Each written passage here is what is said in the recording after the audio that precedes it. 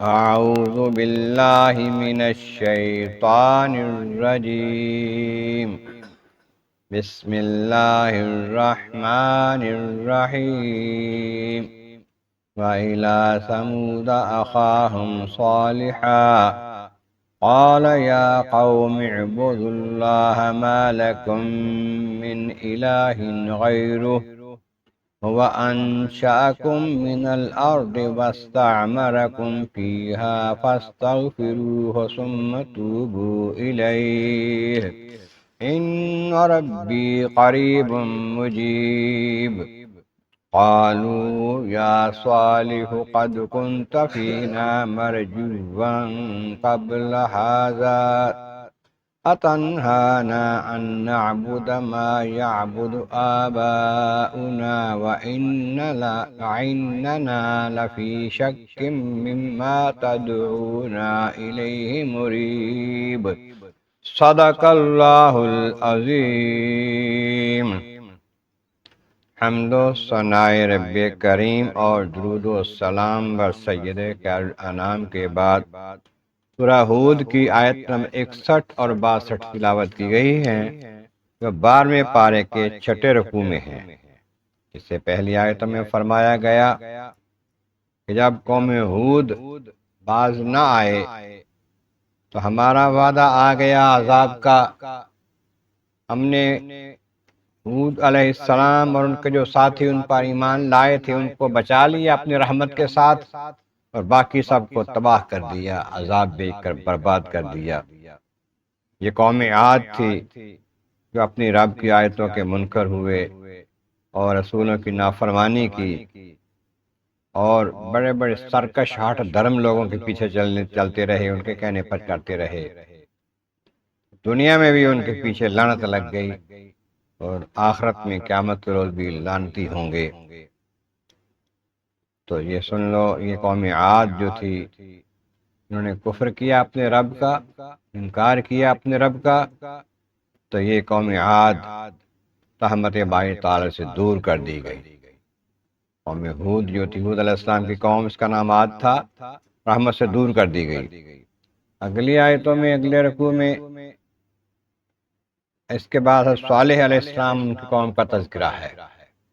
یاد کرو جب سمود طرف، قوم سمود اس کا نام ہے، پہلے قوم عاد تھی ہود علیہ السلام کی، یہ صالح علیہ السلام کی قوم کا نام قوم سمود ہے.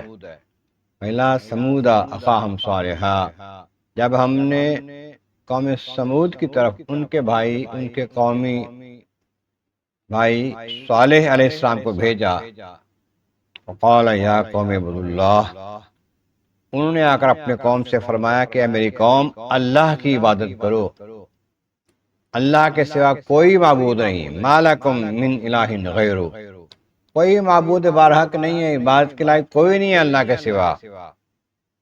وہ پروردگار وہ ہے وَأَنشَأَكُم مِّنَ الْأَرْضِ، اس نے تمہیں زمین سے بنایا ہے، زمین کی مٹی سے آدم علیہ السلام کو بنایا، ان کی نسل سے پھر نطفہ کے ساتھ تمہیں چلایا، تمہاری اصل تو مٹی ہے.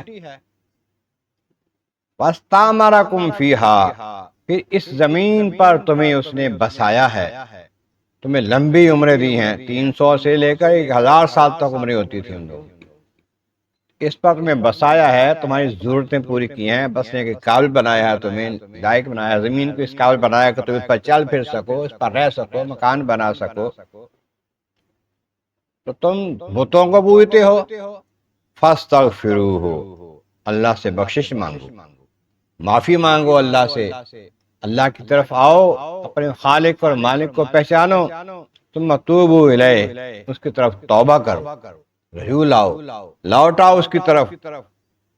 بے شک پروردگار عالم ان ربی قریب مجیب، میرا رب قریب ہے اور سنتا ہے تمہاری دعاؤں کو، قبول کرتا ہے تمہاری دعاؤں کو. ادھر آ جاؤ، لوٹ آؤ، وہ قریب ہے. تم بتوں کو تو جا کے ملتے ہو کہیں، وہ جہاں ہوگے تم اللہ تبارک و تعالیٰ وہیں تمہارے پاس ہوگا. اس کی طرف آ جاؤ، اس کی عبادت کرو، اس کو مانو اپنا مان کے حقیقی خالق حقیقی معبود برحق. یہ نئی بات سنی انہوں نے، پہلے نہیں کبھی سنی تھی۔ بتوں کا پوجا کرتے تھے بڑے باپ داداؤں سے لے کر۔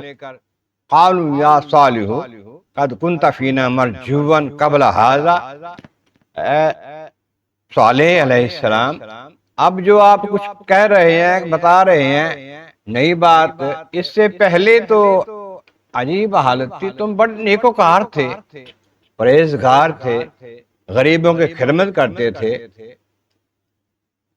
کمزوروں کو سہارا دیتے تھے۔ ہم نے بڑی امیدیں میں لگا رکھی تھی کہ تم بڑے سردار بنو گے ہمارے، کہ یہ تم نے کیا کیا ہے، ہمارے بتوں کو، ہمارے معبودوں کو برا بھلا کیا نہ کر دیا ہے۔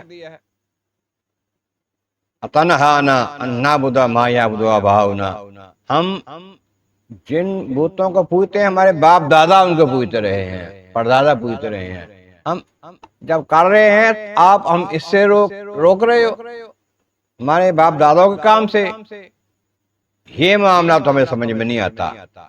اننا لفی شک مما تدعونا الیہ مریب، یہ جو بات آپ بتا رہے ہیں نا، اس کے بارے میں بالکل نہیں ہم مانتے، نہیں یقین کرتے ہم، بلکہ ہم ایسے شک میں پڑے ہیں، وہ شک جو ہمیں بڑا ہی عجیب لگ رہا ہے، ایسے شک و شبہ میں جو دھوکے میں ڈالنے والا ہے، فریب میں ڈالنے والا ہے، کہ یار اللہ ہے، کوئی معبود ہے جس کو ہم نہ جانتے ہیں، نہ دیکھتے ہیں، نہ اس کو سنتے ہیں، تم کہتے ہو اس کو پوجو اور ان کو چھوڑ دو، ان کو پہلے پوجو، یہ ہمیں نہیں سمجھ میں آ رہا۔ پھر اس کے بعد آپ نے صالح علیہ السلام نے کیا فرمایا، اگلی آیتوں میں اس کا تذکرہ آئے گا انشاءاللہ تعالی، آئندہ درس میں ذکر ہوگا۔ اللہ تبارک و تعالیٰ کی بارگاہ عالم عرض مولا کریم، محبوب کریم کا صدقہ قرآن کریم کا فہم اور اعمال صالح نصیب فرما۔ وآخر دعوانا ان الحمد للہ رب العالمین۔